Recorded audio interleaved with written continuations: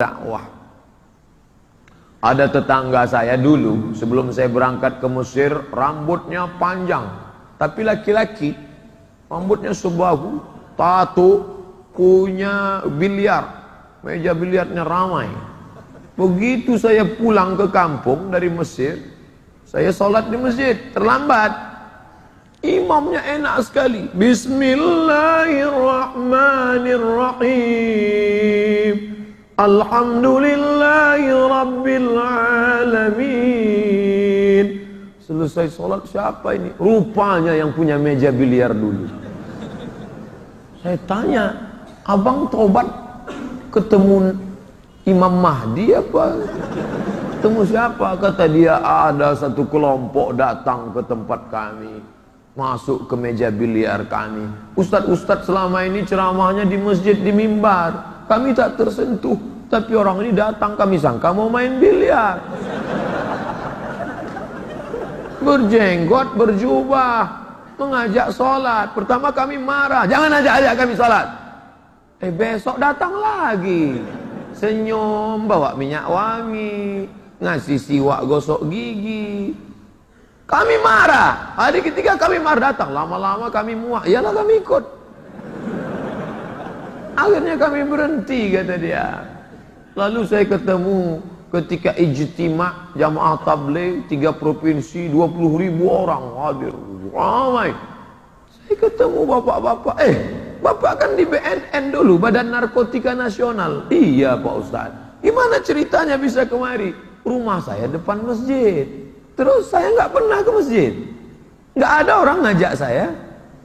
Sampai akhirnya suatu kali ada ngetuk pintu, Assalamualaikum, Waalaikumsalam, Pak ayo ke masjid. Yuk, jangan ajak-ajak saya. Dari kecil saya sudah tahu, tutup pintu. Besok dia datang lagi, hampir saya cabut pistol, saya nembak dia. Lama-lama saya bosan, saya ikut. Nah, sekarang kalau ada preman tengik, bertato, beranting, kumis tebal, siapa yang berani mukul preman di terminal yang pakai baju, kaos, sepatu besar? Orang jamaah tabligh datang memukul ular kobra. Ayo ke masjid.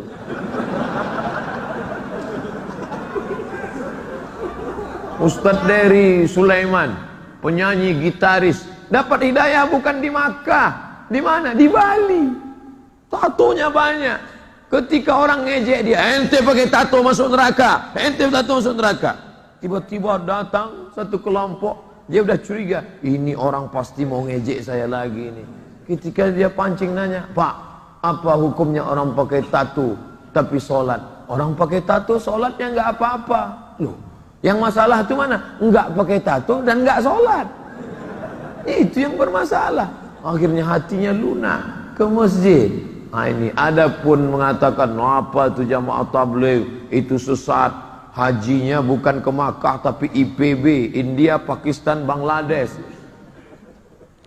Ini fitnah-fitnah, ini klarifikasi. Makanya saya selalu mengikuti apapun nama kelompoknya, saya tidak lihat orangnya, tapi saya lihat referensinya. Apa kitab yang dipakai? Fadail A'mal. Siapa yang menulisnya? Maulana Zakaria Kandahlawi. Sebelum Maulana Zakaria Kandahlawi siapa? Maulana Ilyas. Maulana Zakaria Kandahlawi, Maulana Ilyas, ahli hadis dari India. Mereka menyusun kitab, habis sholat subuh dibacakan. Adapun bahwa terjadi, saya tidak maulah ikut ini. Masa ada istri mau melahirkan, suaminya pergi entah kemana. Kasuistik bisa saja terjadi di mana-mana. Oknum bisa saja terjadi di mana-mana. Khudh masafa. Dari mana ini Pak Ustadz? Dari India. Di India tabligh akbar begini tidak bisa. Kalau di India buat tabligh akbar begini, datang Sanjay Dutt, Amitabh Bachchan, Shah Rukh Khan. Tidak bisa. Maka inisiatif Maulana Ilyas dengan Maulana Zakaria Kandahlawi, mereka datang ke rumah-rumah, ke pintu-pintu. Assalamualaikum, Waalaikumsalam. Begitu orang buka pintu, kya hal hai? Tike, aj coach wakran. Kya hal hai artinya apa kabar? Tike artinya bagus. Assalamualaikum, salam. Kya hal hai? Apa kareba? Kabar baik. Ayo kita ke masjid, kata dia. Ayo pakaian sunnah, pakai putih, pakai jubah, pakai jenggot, pakai sorban. Nabi pakai sorban. Nabi SAW pakai sorban. Wa ala ra'sihi imamatun sauda. Nabi ketika masuk ke kota Makkah tahun 8 Hijrah, di atas kepalanya bersorban berwarna hitam. Ada sorbannya warna putih. Pakai burdah warna hijau. Buka kitab Syama'il Muhammadiyah. Kalau mau melihat bagaimana kain Nabi, bagaimana sorban Nabi, bagaimana siwak Nabi, bagaimana kuda Nabi, bagaimana selop sendal Nabi. Asy-Syama'il Al-Muhammadiyah, Syama'il Muhammadiyah yang ditulis oleh Abu Isa At-Tirmizi, meninggal 275 Hijrah. Nah, jadi yang dibawa ini adalah sunnah-sunnah. Bagaimana melembutkan hati yang keras, Pak Ustadz? Turiqul qulub, melunakkan hati. Tadma'ul ain, meneteskan air mata. Tudzakirul maut, mengingatkan pada mati. Apa dia? Ziarah kubur. Pulang dari sini, ziarah kubur.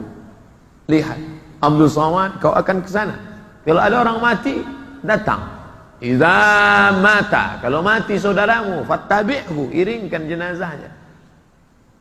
Ustaz Somad harap segera datang karena pengurus masjid ada yang meninggal dunia. Saya datang. Saya langsung ke tempat pemakaman karena khawatir dari kampus langsung ke pemakaman.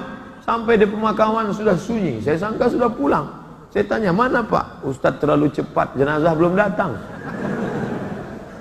Saya lihat hikmah di balik itu, saya langsung melihat inilah lubang yang tak pernah kau lihat Abdul Somad, tapi kau akan masuk ke dalam.